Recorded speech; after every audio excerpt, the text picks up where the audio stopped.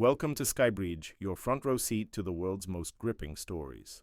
We spotlight the bold, the bizarre, and the breaking, from high-stakes criminal cases and shifting political tides to the whispers behind celeb scandals. Nothing slips past us. This channel isn't just about reporting the news, it's about decoding it with edge, insight, and a touch of attitude. Real talk, real issues, real time. Subscribe and step into the news. I bring you a story that is making headlines.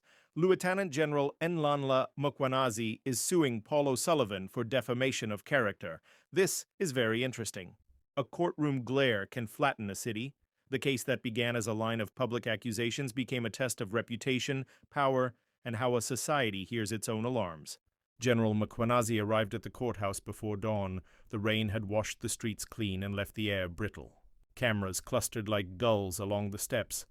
He walked with the measured gait of someone who had spent his life in rigid formations and difficult commands. He did not look like a man surprised by conflict. He looked like a man who intended to resolve it.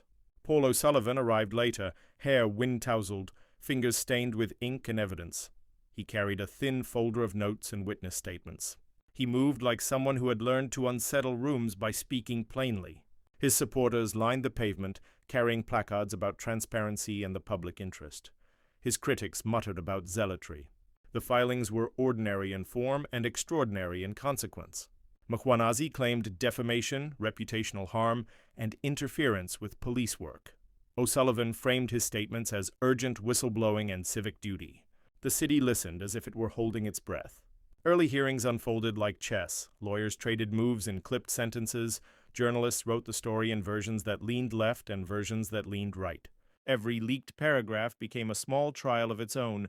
The courtroom took on the mood of a schoolyard argument magnified. Slights turned into patterns and patterns into narratives. Mkhwanazi's counsel presented a ledger of consequences. Promotions stalled, sensitive assignments diverted, internal memos circulated with questions that would not have been asked if not for O'Sullivan's public claims. A retired colonel testified about disrupted units and the morale toll of unverified allegations. The general spoke once on the stand, measured and without rancor, and he described a life spent building order that he now watched unspool in headlines. O'Sullivan's defense relied on texture rather than tidy proofs. He called journalists, civil society activists, and a forensic analyst who said there were irregularities worth investigating. He recounted being ignored when he raised concerns internally and said that public alarm was the only lever that produced movement. He referenced documents that suggested patterns rather than a single smoking gun. His tone shifted between cool analysis and visible frustration. Outside the courtroom, the city divided. Community forums erupted into debates about the line between necessary exposure and reckless accusation. Neighborhood leaders turned court transcripts into rallies. For many, this was never merely about two men. It was about whether institutions would bend toward secrecy or toward scrutiny. The turning point came on a gray Tuesday when an obscure piece of evidence changed the tempo of the case.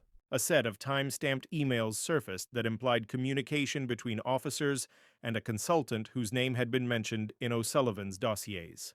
The emails did not prove everything either side wanted, but they demanded new questions. Mkhwanazi's legal team argued that O'Sullivan had overreached, that a responsible investigator presents findings to checks and balances before placing them on billboards of public opinion. O'Sullivan's team answered that secrecy had been a shield for years and that public pressure produced audits and documents that had otherwise been stalled. Judges and juries do not like ambiguity. They prefer standards, rules, and evidence that clicks together. The case tilted toward negotiation. Private rooms hummed with voices as each side measured risk and the likely shape of a verdict. Settlement negotiations produced compromises without theatrical gestures. The public, hungry for closure, called the talks backroom deals. The case concluded with an agreement that read like a compromise between two weary states. Mkhwanazi received a limited apology and guarded financial redress for damage to career prospects. O'Sullivan received acknowledgement that public channels carried different expectations and an assurance that certain internal reports would be accelerated for independent review. No one declared absolute victory. The outcome rippled beyond the two men. Police oversight mechanisms received new scrutiny. Media outlets adjusted editorial checks for rigorous corroboration. Community watchdog groups saw this as both warning and vindication. The court had acknowledged harm while also opening room for institutional inquiry. Months later, the city had not forgotten the sound of the trial. People spoke of it as a seam that had been torn and partly stitched back. The stitches were not flawless, but they were visible. Mkhwanazi returned to the quiet of his office and the slow business of restoring command. O'Sullivan returned to his work with files that now arrived with more gates and fewer open megaphones. The story stayed alive because it was not a neatly resolved tale of right and wrong. It remained a lesson in tension. How a democracy balances whistleblowing and due process, how reputations can be both weapon and shield, and how the public negotiates the price of answers. If this story hit home, help us hit harder. Subscribe to Skybridge for more investigations that demand answers. Drop a comment, tap super thanks to fuel the next expose. Want to go deeper? Join the channel for just 14 rands per month. Cancel anytime. Your support powers the journalism others won't touch. This isn't just content, it's a call to action. Thanks for watching. I'll catch you on my next upload. Bye.